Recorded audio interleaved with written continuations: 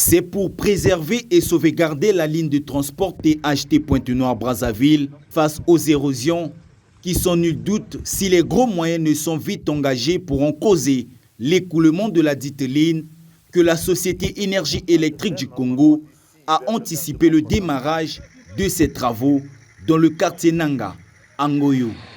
Là, nous avons visité que quelques pylônes, vous avez vu.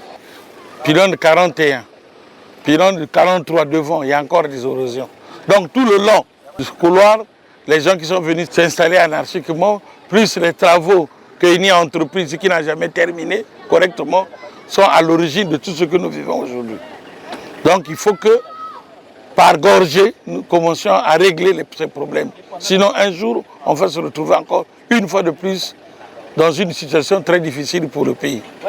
Donc le manque d'électricité à Brazzaville et à Pointe-Noire, si on n'arrive pas à juguler ces érosions-là rapidement. Causées entre autres par les constructions anarchiques dans l'emprise de la ligne de transport électrique THT, le directeur général de la Société Énergie électrique du Congo lance un appel aux autorités compétentes. Nous, en ce qui nous concerne, avec nos moyens, on a commencé à faire quelque chose, mais il faut que ceci soit appuyé par la mairie de Pointe-Noire et des autres institutions qui peuvent nous aider à ce qu'on puisse régler ce problème-là avant la saison des pluies. Sinon, on risquera d'avoir des problèmes.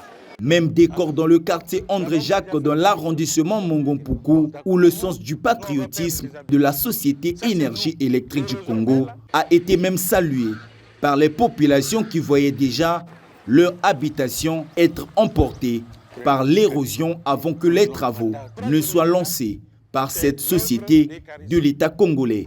L'érosion menaçait déjà toute cette partie, les habitations et autres.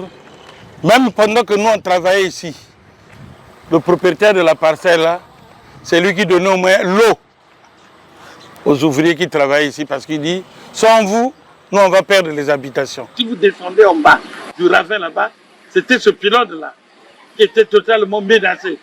Et la chute de ce pylône veut dire que tout le centre-ville de Pointe-Noire n'a plus d'électricité. C'est à partir de ces lignes-là qu'on amène le courant au centre-ville, au poste CT3. Donc tout ça, nous avions réalisé. Nous avions fait pour le corps du gouvernement. Parce que nous sommes l'outil d'action du gouvernement.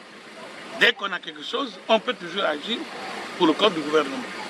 Il faut le dire que le côté social de cette société de l'État congolais en charge de l'électricité reste à saluer.